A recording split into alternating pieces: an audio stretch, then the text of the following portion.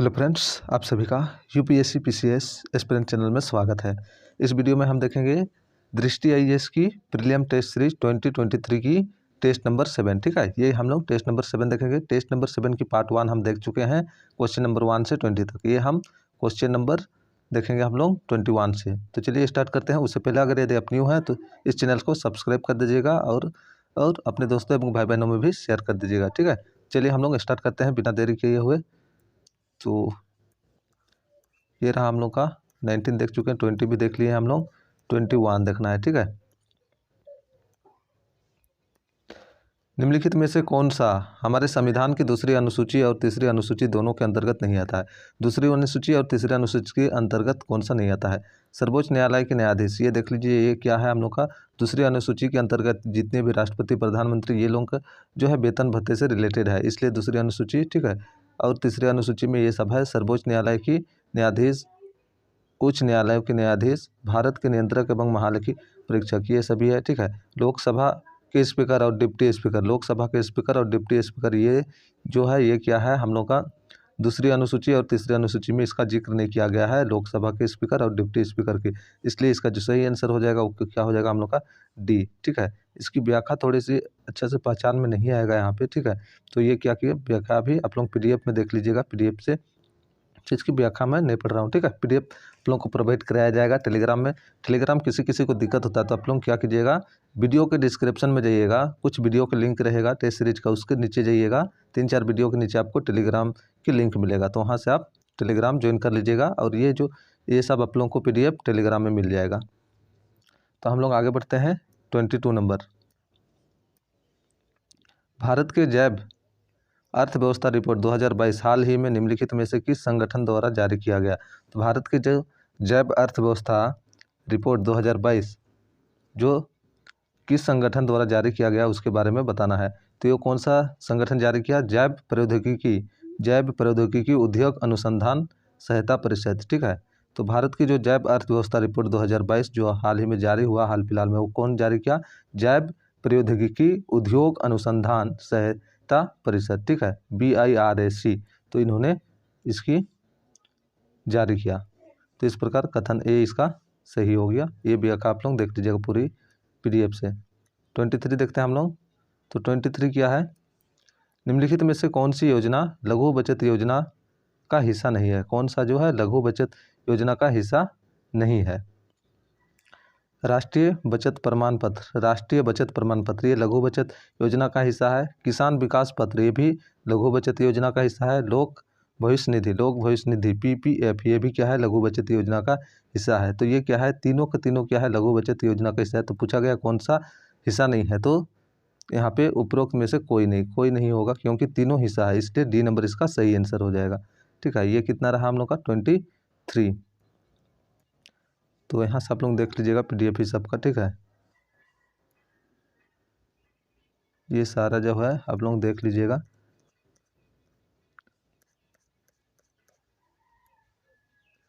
ये आप लोग पढ़ लीजिएगा पीडीएफ से। तो हम आगे बढ़ते हैं 24। अच्छा देखिए, यहाँ जो है 24 से शायद 33 नंबर तक क्वेश्चन जो है गलती से टेस्ट नंबर 5 का जो टेस्ट सीरीज कराए उसमें शायद ये वाला क्वेश्चन जो है टेस्ट नंबर 5 में इंक्लूड हो गया था और टेस्ट नंबर 5 का क्वेश्चन शायद छूट गया है। तो उसको देख लेंगे हम कौन सा पीडीएफ है। नहीं तो अगर यदि टेस्ट नंबर 5 की 10 क्वेश्चन छूटा हुआ है तो उसको फिर से अलग वीडियो में उसको प्रोवाइड करा दूंगा और उसका क्या है पीडीएफ भी प्रोवाइड करा दूंगा। इसको थोड़ा सा फास्ट फॉरवर्ड में देखेंगे, क्योंकि ये टेस्ट नंबर 5 में क्या है गलती से इसका जो पीडीएफ जो है 24 से 33 तक क्वेश्चन शायद जो है क्या हो गया, टेस्ट नंबर जो 5 है उसमें इसका क्वेश्चन चल गया है और उसमें जो है टेस्ट नंबर 5 की क्वेश्चन नहीं कराया गया है 24 से 33 तक, तो वो क्वेश्चन अलग से करा दिया जाएगा। ठीक है, इसको कर चुके हैं इसलिए इसको थोड़ा सा फास्ट मोड में देखेंगे। भारतीय संविधान के निम्नलिखित विशेषताओं पर विचार कीजिए।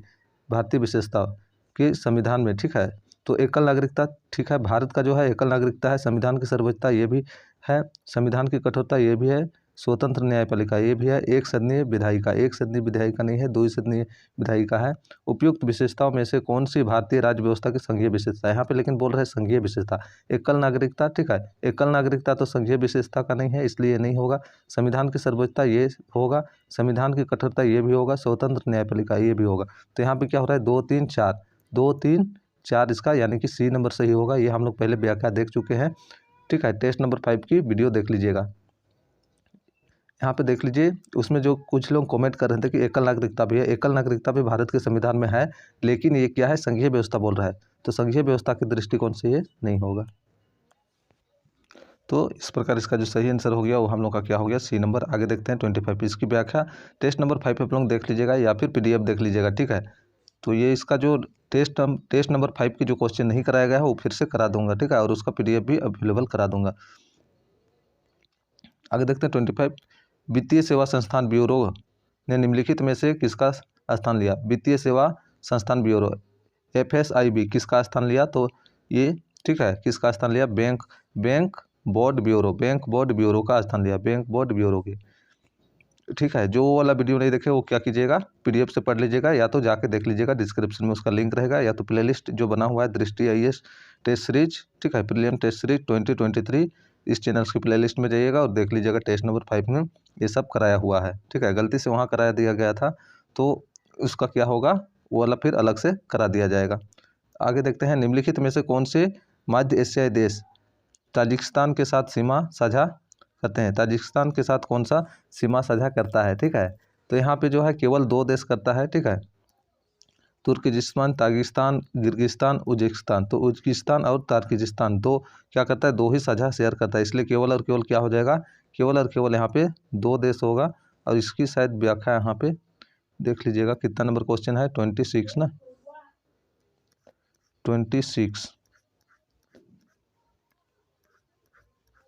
ये रहा 26 का B नंबर, ठीक है। यहाँ पे आप देख लीजिए, ताजिकिस्तान और तुर्कमेनिस्तान दोनों ताजिकिस्तान के साथ साझा करते हैं, ठीक है, साझा नहीं करते हैं, केवल उज्बेकिस्तान और किर्गिस्तान ही ताजिकिस्तान के साथ साझा करते हैं सीमा साझा। तो इस प्रकार क्या हो रहा है, 2 ही ये कर रहे हैं। और यहाँ पे आप देख लीजिएगा, लेकिन यहाँ से अच्छा पहचान में नहीं आएगा, ठीक है। तो उस वीडियो में क्या है, इसका जो है दूसरा मैप, एशिया का मैप दिया गया है, वहाँ से आप देख लीजिएगा। जो टेस्ट नंबर 5 है वहाँ पे अच्छी प्रकार, यहाँ से तो अच्छा से पहचान में नहीं आएगा, वहाँ पे दूसरा मैप लगाएगा, वहाँ से आप देख सकते हैं, ठीक है। और यहाँ से PDF से पढ़ लीजिएगा। 26 नंबर का 27 देखते हैं हम लोग। भारत के संविधान की निम्नलिखित अनुसूचियों में से किसमें नगर पालिकाओं की शक्तियाँ, अधिकार और जिम्मेदारियाँ शामिल है, ठीक है।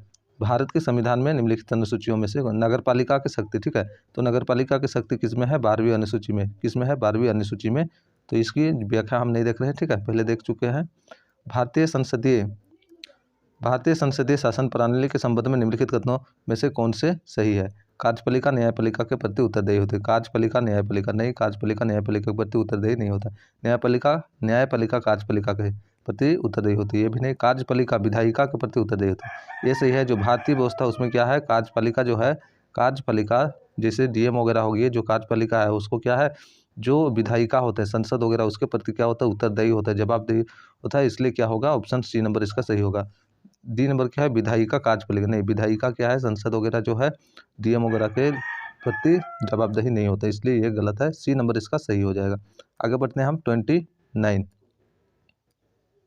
ये रहा हम लोग का 29 नंबर। निम्नलिखित देशों का कौन सा समूह बेलारूस के साथ अपनी सीमा साझा नहीं करता। बेलारूस के साथ कौन सीमा साझा नहीं करता है, तो यहाँ पे क्या है, लातविया, लिथुआनिया, रूस, ये सब क्या है, साझा करता है। लातविया, लिथुआनिया ये दोनों साझा करता है, लेकिन एस्टोनिया क्या है, एस्टोनिया जो है साझा नहीं करता, इसलिए इसका सही आंसर क्या हो जाएगा, B एस्टोनिया क्या है, साझा नहीं करता है। इसकी हम लोग देख चुके थे अच्छी से उसमें व्याख्या, ठीक है, और देखना चाहिएगा तो यहाँ पे देख लीजिएगा कितना 29 नंबर, यहाँ पे देख सकते हैं, ये जो बेलारूस है और यहाँ पे ये वाला क्या है हम लोग का दूर में है, ये सीमा साझा नहीं करता बेलारूस के साथ। आगे देखें हम 30 नंबर। निम्नलिखित में से कौन सा मौलिक कर्तव्य नहीं है। मौलिक कर्तव्य कौन है, कलात्मक या ऐतिहासिक रुचि के स्मारकों, स्थानों और वस्तु की रक्षा करना जिन्हें राष्ट्रीय महत्व का घोषित किया गया है। तो ये क्या है, हम लोग का मौलिक कर्तव्य नहीं है, पहले वाला में देख चुके हैं, ठीक है।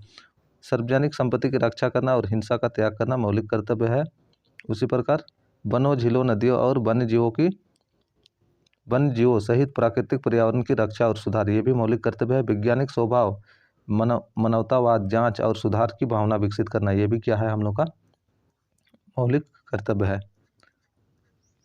ये भी हम लोग देख चुके थे बहुत बढ़िया से, ठीक है। 31 डॉक्टर श्यामा प्रसाद मुखर्जी के संबंध में निम्नलिखित कथनों पर विचार कीजिए। वह बॉम्बे विश्वविद्यालय के सबसे कम उम्र के कुलपति बने। बॉम्बे नहीं, यहाँ पे क्या होना चाहिए, कलकत्ता होना चाहिए, इसलिए कथन गलत हो गया। उन्होंने आधुनिक भारतीय जनता पार्टी भाजपा के पूर्ववर्ती भारतीय जनसंघ की स्थापना की, तो ये सही है, ठीक है। इन्होंने क्या किया था, इन्होंने भारतीय जनसंघ की स्थापना किए थे। तो इस प्रकार केवल 2 सही है, ठीक है। तो बी नंबर इसका सही आंसर हो जाएगा। आगे बढ़ते हैं हम लोग 32। केंद्र राज्य संबंधों के संदर्भ में निम्नलिखित कथनों पर विचार कीजिए। अवशिष्ट शक्तियाँ राज्य सरकारों में निहित होती है। अवशिष्ट शक्तियाँ मतलब वैसे शक्तियाँ जो तीनों सूची, राज्य सूची, केंद्र सूची और समवर्ती सूची में नहीं है, वैसे शक्ति के किसमें होता है, राज्य पे निहित होता है। उससे जो भी कानून बनाया जाएगा वो क्या आएगा, संसद बनाएगा, यानी केंद्र पे बोल सकते हैं, इसलिए गलत हो गया। समवर्ती सूची और राज्य सूची के बीच विरोधाभास की स्थिति में समवर्ती सूची वरीयता मिलेगी, ये सही है। समवर्ती सूची और राज्य सूची में जब विरोधाभास होगा दोनों में, तब क्या हो जाएगा, समवर्ती सूची को वरीयता मिलता है, ठीक है। क्योंकि समवर्ती सूची में दोनों राज्य और केंद्र दोनों कानून बना सकते हैं। तो इस प्रकार इसका जो सही आंसर हो जाएगा केवल 2, ठीक है, केवल 2 यानी कि बी नंबर। आगे बढ़े हम लोग 33।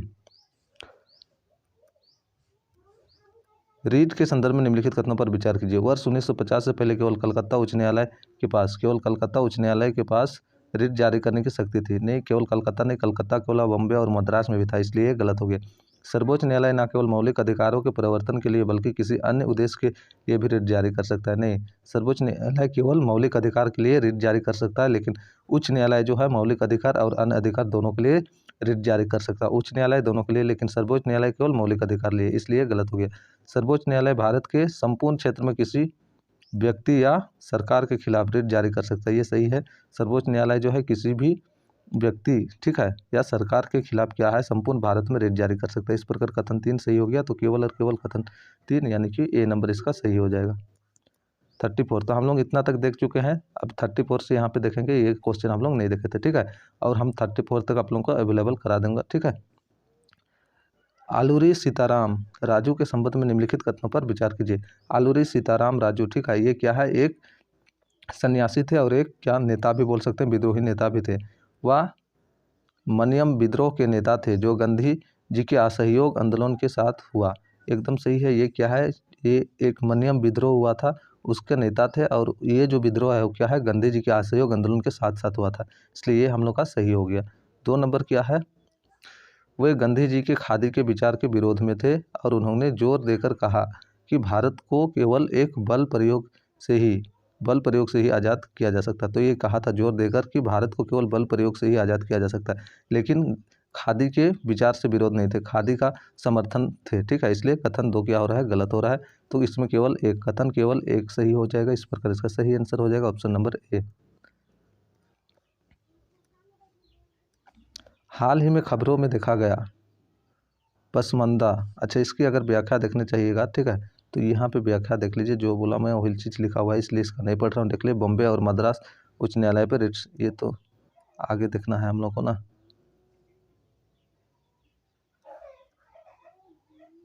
देख सकते हैं, अंग्रेजों के प्रति बढ़ते असंतोष ने 1922 के रंपा विद्रोह के बने, तो ये आप देख लीजिएगा, ठीक है। 35 हम देखते हैं।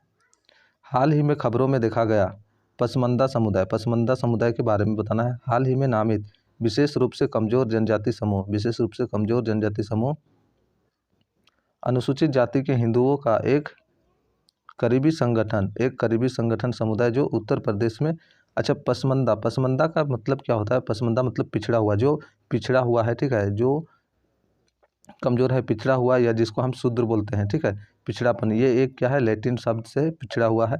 तो यहाँ पे क्या हो जाएगा, बी नंबर सही नहीं है। तो यहाँ पे देख सकते हैं, शूद्र या पिछड़े और अति शूद्र दलित जातियों से संबंधित मुसलमानों को संदर्भित करता है। तो इस प्रकार ये जो है सी नंबर हम लोग का सही हो जाएगा, ठीक है। कथन नंबर कितना है, 35 की यहाँ पे व्याख्या देख सकते हैं। देखिए, पसमंदा समुदाय, पसमंदा एक फारसी क्या है, फारसी शब्द है, ठीक है, फारसी शब्द है जिसका अर्थ है जो पीछे रह गए हैं, ठीक है, या शूद्र, पिछड़े और अति शूद्र दलित जातियों से संबंधित मुसलमानों को संदर्भित करता है, इसलिए विकल्प सी क्या है, इसका सही आंसर हो गया। बाकी सब लोग इसका देख लीजिएगा, ठीक है। आगे बढ़ते हैं, हम 36 नंबर देखते हैं। भारत में निर्वाचन आयोग के संबंध में निम्नलिखित कथनों पर विचार कीजिए। मुख्य चुनाव आयुक्त और अन्य चुनाव आयुक्तों को असमान शक्ति है नहीं। दोनों जो चुनाव आयुक्त है, मुख्य चुनाव आयुक्त और अन्य चुनाव आयुक्त, दोनों को क्या है, शक्ति समान है, वेतन भत्ते भी समान मिलते हैं, इसलिए ये गलत हो गया, क्योंकि दोनों को समान शक्ति है, वेतन भत्ता भी समान मिलता है। अन्य चुनाव आयुक्तों की संख्या का निर्धारण संसद द्वारा किया जाता है नहीं। अन्य चुनाव आयुक्त का संसद और मुख्य चुनाव आयुक्त का जो संख्या का निर्धारण कौन करता है, राष्ट्रपति करता है, राष्ट्रपति निर्धारित करता है, इसलिए कथन 2 भी क्या हो गया, गलत हो गया। 3 नंबर देखते हैं हम। यहाँ पे मुख्य चुनाव आयुक्त उच्चतम न्यायालय के न्यायाधीश के समान वेतन और भत्तों का हकदार होते हैं। एकदम सही है, ये क्या है, मुख्य चुनाव आयुक्त जो होता है उच्चतम न्यायालय के न्यायाधीश के समान वेतन भत्ते के हकदार होते, तो सही है। मुख्य चुनाव आयुक्त 6 साल की अवधि या 65 वर्ष की आयु होने तक पद धारण कर सकता है, तो जो पहले हो सकता है उतना तक वो पद धारण कर सकता है, तो ये दोनों सही है।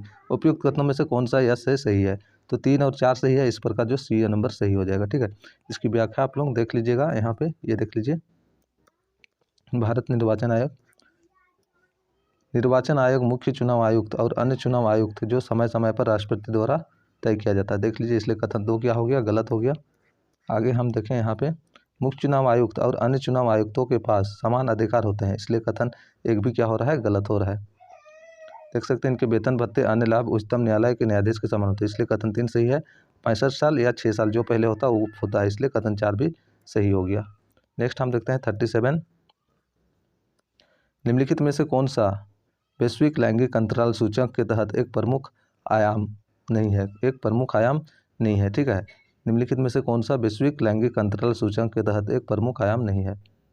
आर्थिक भागीदारी, सामाजिक उत्थान, स्वस्थ और जीवन रक्षा, राजनीतिक सशक्तिकरण, तो इसमें से क्या है, कौन सा वैश्विक लैंगिक अंतराल सूचकांक नहीं है, तो सामाजिक उत्थान, बी नंबर। ठीक है, इसका सही आंसर क्या हो जाएगा, बी नंबर 37। हम देख सकते हैं हाल ही में विश्व आर्थिक मंच ने वर्ष 2022 के लिए वैश्विक लैंगिक अंतराल सूचकांक में भारत को 146वें देशों में से 135वां स्थान मिला। देख लीजिए, 146 देश में से 135वें स्थान में इसको रखा गया। भारत का समग्र स्कोर पढ़ लीजिएगा आप लोग, विश्व लैंगिक अंतराल, यहाँ पे देख लीजिए, ये पढ़ लीजिएगा, इसलिए विकल्प भी क्या हो रहा है, यहाँ पे सही है। ठीक है, हम आगे बढ़ते हैं 38।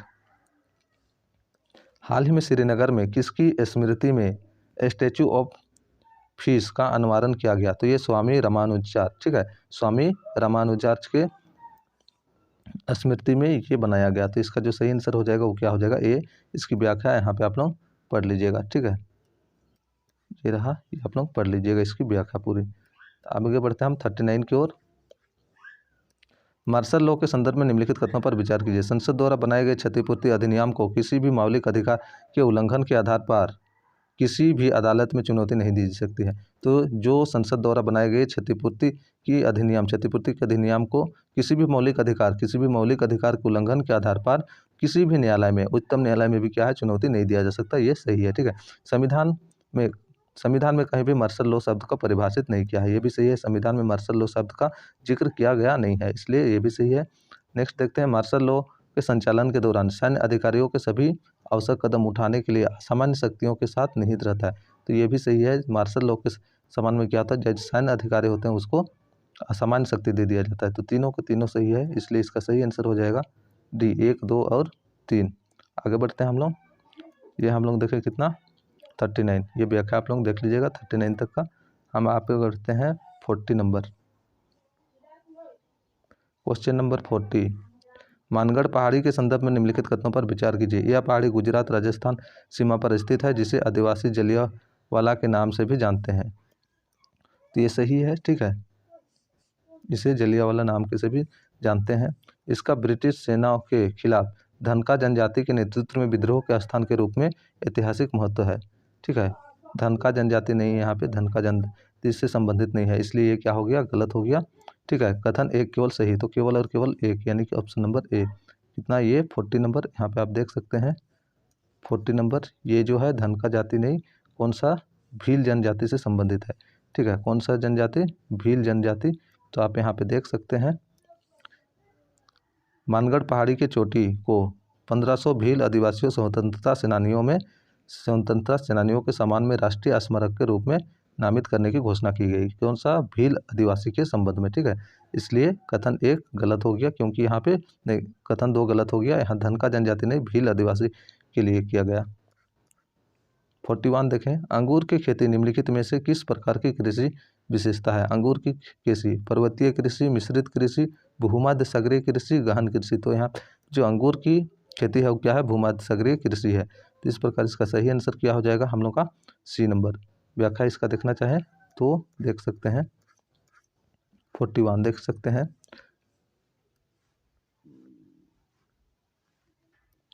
अंगूर की कृषि भूमध्य सागरीय क्षेत्र की विशेषता है। इस क्षेत्र के कई देशों में अच्छे किस्म के अंगूर से उच्च गुणवत्ता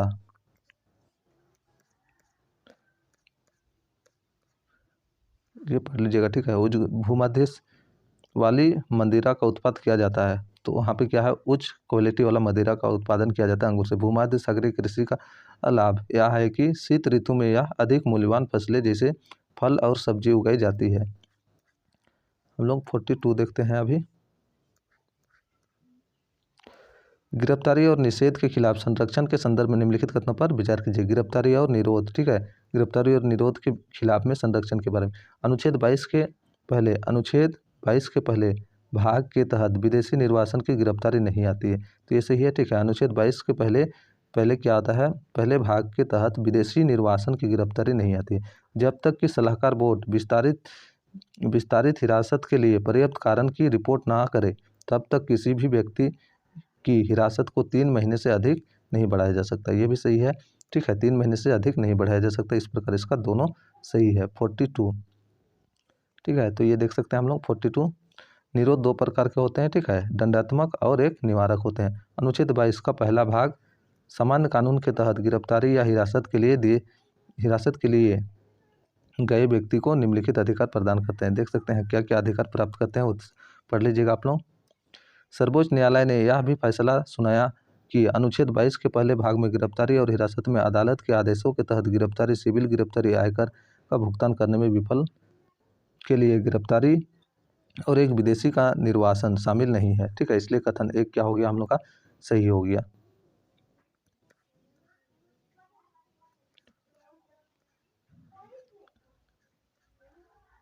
यहाँ पे देख सकते हैं किसी व्यक्ति की हिरासत 3 महीने से अधिक नहीं हो सकती जब तक कि सलाहकार बोर्ड विस्तारित हिरासत के लिए पर्याप्त कारण की रिपोर्ट ना करे। इसलिए कथन 2 भी सही हो गया। तो इस प्रकार दोनों कथन इसका सही हो गया। ये 43 हम लोग देखते हैं। ये लास्ट क्वेश्चन आज के लिए। निम्नलिखित युग्मों पर विचार कीजिए। जवार रबी फसल। जवार जो है रबी और खरीफ दोनों सीजन में होता है, इसलिए ये सही हो जाएगा, ठीक है। जवार क्या है? रबी और खरीफ दोनों सीजन में होता है, तो इसलिए ये सही हो गया। चारा खरीफ फसल। चारा खरीफ फसल नहीं है, ये जायद फसल है, जायद फसल, इसलिए गलत हो गया। सरसों जायद की फसल। सरसों जायद की फसल नहीं है, सरसों जो है हम लोग का रबी फसल है। सरसों क्या है? रबी फसल है, इसलिए ये भी गलत हो गया। जाव, जाव क्या है? रबी फसल। जाव जो है रबी फसल, तो ये हम लोग का सही है, ठीक है। तो 1 और 4 सही है, 2 3 क्या है? गलत है। उपयुक्त में से कितने सही सुमेलित है? कितने सही सुमेलित नहीं है? तो 2 सही सुमेलित नहीं है, ठीक है। 2 सही सुमेलित नहीं है। इसकी व्याख्या आप लोग देखना चाहिएगा, तो यहाँ से देख लीजिएगा। 32, 33, ठीक है। ये आप लोग देख लीजिएगा, यहाँ पे दिया हुआ है। तो ये हम लोग का 33 का 43 का ये व्याख्या आप लोग देख लीजिए। और न्यू है तो प्लीज़ इसको सब्सक्राइब कर लीजिएगा। और टेस्ट नंबर 5 में जो गलती से इसका PDF मतलब क्वेश्चन नंबर 24 से 33 तक शायद दिया गया है, वो मैं फिर क्या करूँगा नेक्स्ट वीडियो में उसकी बना दूंगा और टेलीग्राम में उसकी PDF भी अवेलेबल करा दूंगा। चलिए इसमें इतना ही, फिर हम नेक्स्ट वीडियो के साथ मिलते हैं। अगर न्यू है तो प्लीज़ सब्सक्राइब कर लीजिएगा और अपने दोस्तों एवं भाई बहनों में भी शेयर कर दीजिए।